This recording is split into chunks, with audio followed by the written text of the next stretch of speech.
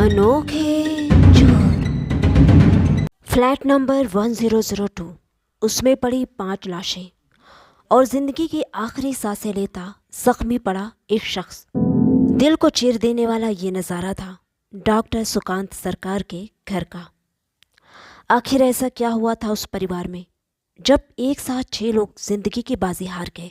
क्या है पूरा मामला, आइए जानते हैं। रांची में एक जगह है कोकर, और कोकर चौक से कांटा टोली की ओर जाने वाली सड़क पर एक हाउसिंग सोसाइटी है जिसे लोग रिवर्सा अपार्टमेंट के नाम से जानते हैं। ये काफ़ी ऊंची और शानदार बिल्डिंग है।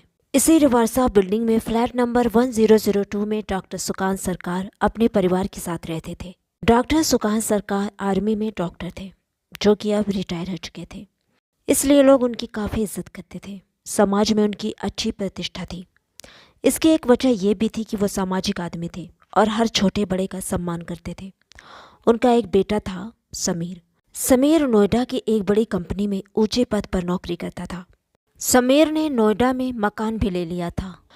नोएडा में अपना मकान होने की वजह से डॉक्टर सुकांत अपनी पत्नी के साथ कभी रांची में रहते थे तो कभी बेटे के साथ नोएडा जाकर रहते थे। इस तरह परिवार का नोएडा और रांची में आना जाना लगा रहता था। साल 2006 में डॉक्टर सुकांत ने खूब धूमधाम से बेटे सुमित की शादी कोलकाता की रहने वाली मधुमिता के साथ कर दी।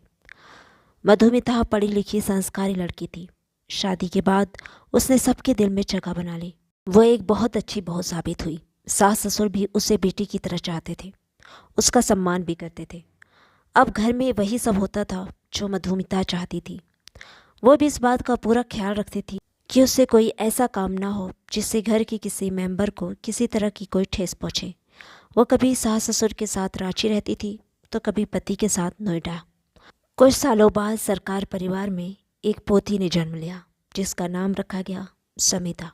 इस परिवार में सब कुछ अच्छा चल रहा था। छोटा सा परिवार था, सब मिलजुल कर हंसी खुशी रहते थे। फिर एक दिन यानी कि 9 अक्टूबर 2016 को सुकांत सरकार के भांजे ने सुबह सुबह अपने मामा यानी सुकांत सरकार को फ़ोन किया, लेकिन उन्होंने फ़ोन रिसीव नहीं किया। उसके बाद उसने परिवार के अन्य लोगों को फ़ोन लगाया, लेकिन किसी ने भी कॉल रिसीव नहीं की। तो उसे चिंता हुई। किसी एक का फ़ोन ना उठे तो सोचा जा सकता है कि वो बिज़ी होगा, इसलिए फ़ोन नहीं उठा रहा। लेकिन जब घर में कई लोग मौजूद हों और किसी का भी फ़ोन ना उठे तो चिंता तो होगी ही, इसलिए उसे भी चिंता हुई। इसलिए उससे रहा नहीं गया और वो मामा सुकांत के घर जा पहुंचा। घर का दरवाज़ा अंदर से बंद था।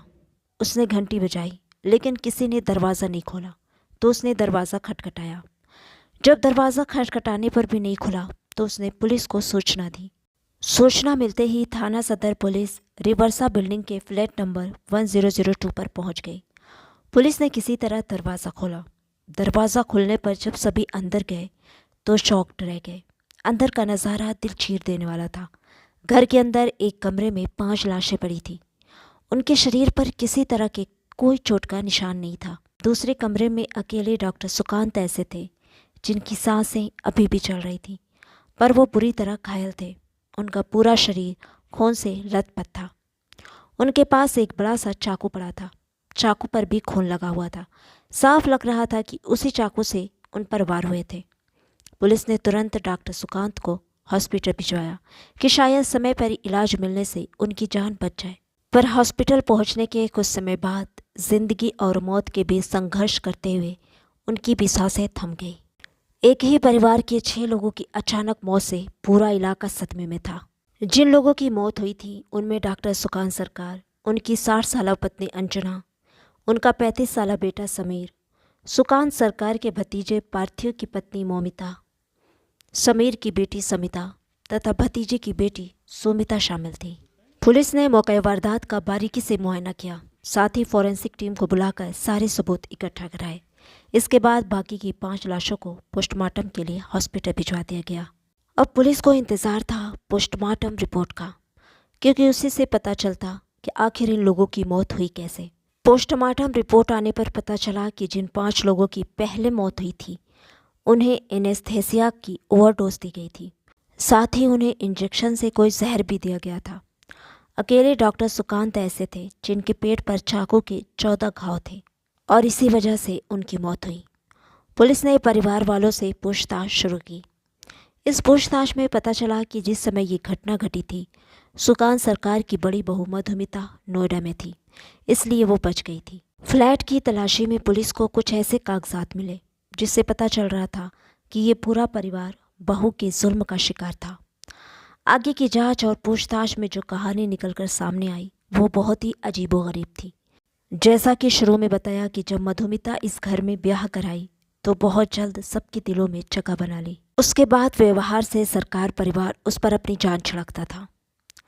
मधुमिता की एक छोटी बहन थी मौमिता, जो कि कोलकाता के एक आश्रम में रहती थी क्योंकि उनकी माँ नहीं थी। मधुमिता ने जब ये बात अपने ससुराल वालों को बताकर उसे अपने साथ घर लाने को कहा तो ससुराल वाले इस बात पर राज़ी हो गए और बोले कि वो ज़रूर उसको घर लाए, वो उनके घर एक बेटी की तरह रहेगी। ससुराल वालों से परमिशन मिलने के बाद मधुमिता अपनी छोटी बहन मोमिता को अपने ससुराल ले आई।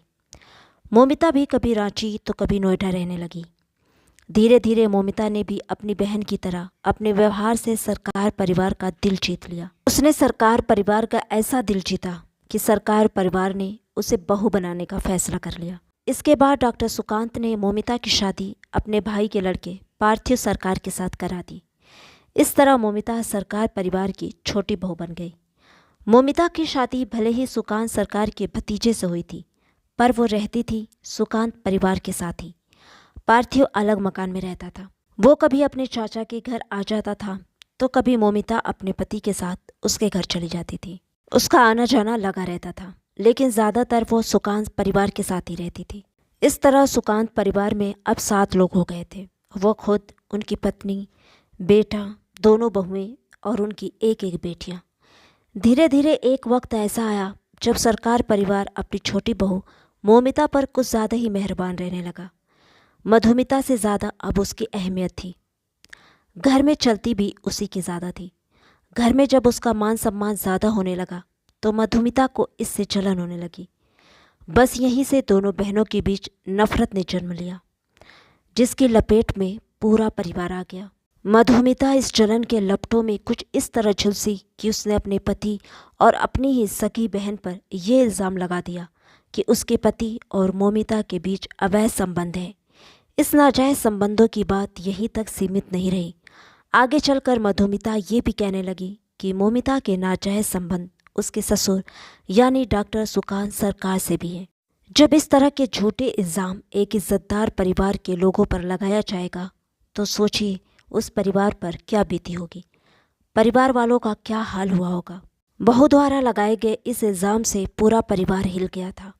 इतना ही नहीं, मधुमिता बार बार दहेज उत्पीड़न का केस दर्ज कराने की भी धमकियां देने लगी। वो खुद तो धमकी देती ही थी, साथ ही कई एनजीओ की ओर से सरकार परिवार को चेतावनी या यूँ कहिए कि धमकियां दी जाने लगी कि वे लोग मधुमिता को परेशान ना करें। इस तरह की बातें करके एक तरह से सरकार परिवार को डराया धमकाया जाने लगा। अक्सर उनके घर पुलिस भी आने लगी, जो कभी समझाती तो कभी कहते कि आप पढ़े लिखे इज्जतदार लोग होकर भी बहू को परेशान करने जैसी ओछी हरकत करते हैं। कभी कभी सरकार परिवार को थाने भी जाना पड़ता था, जहां उन्हें जलील किया जाता।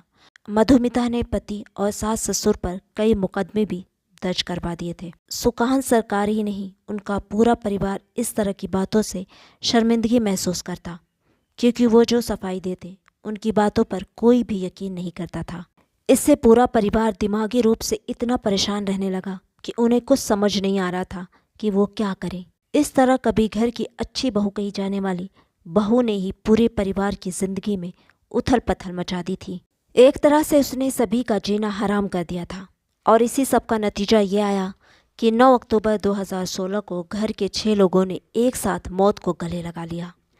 एक दिन पहले सुकांत सरकार ने इशारा भी दिया था कि अगर घर के हालात ऐसे ही रहे तो वो कुछ ऐसा कर गुजरेंगे कि कोई सोच भी नहीं सकता। लेकिन किसी को नहीं पता था कि इस घर से एक साथ 6 लाशें उठेंगी। पुलिस जांच में घर में जो कागजात मिले थे उनसे मौतों की वजह का पता चल गया था।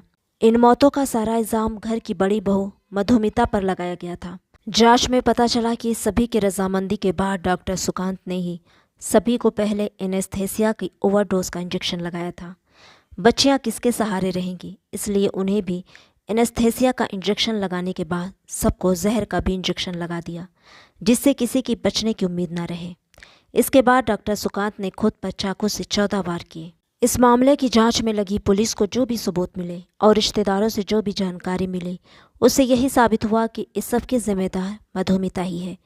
उसी के जुल्म से तंग आकर परिवार ने मौत को गले लगा लिया। इसके बाद पुलिस ने मधुमिता पर आत्महत्या के लिए मजबूर करने का मुकदमा दर्ज किया और उसे गिरफ्तार करने नोएडा पहुंची तो वो वहां से फरार हो चुकी थी। पुलिस मामले की जांच करते हुए सबूत भी जुटाती रही, साथ ही मधुमिता को गिरफ्तार करने की कोशिश भी करती रही। धीरे धीरे वक्त गुजरता रहा। कभी इस केस की फाइल धूल खाती रहती तो कभी कोई अधिकारी मधुमिता को गिरफ्तार करने की कोशिश में नोएडा छापा मार देता। इस तरह से पुलिस को पुख्ता सबूत इकट्ठा करने और मधुमिता को गिरफ्तार करने की कोशिश में 7 साल का अरसा गुजर गया। जून 2023 को पुलिस को कोलकाता में उसके सही ठिकाने का पता मिल गया। रांची पुलिस ने वहां छापा मारकर उसे गिरफ्तार कर लिया। पहले उसे कोलकाता की अदालत में पेश किया गया, जहां से ट्रांजिट रिमांड पर उसे रांची लाया गया। रांची में उसे सिविल कोर्ट में पेश किया गया, जहां से उसे जेल भेज दिया गया। कहते हैं हसद और जलन इंसान को खा जाता है, और इस केस में ऐसा ही हुआ। मधुमिता की हसद की आग में पूरा परिवार जलकर खाक हो गया। क्या कहना है आपका आज की इस कहानी पर, कमेंट बॉक्स में ज़रूर बताइएगा। मिलती हूँ जल्दी एक नई क्राइम स्टोरी के साथ। तब तक के लिए बाय बाय, टेक केयर।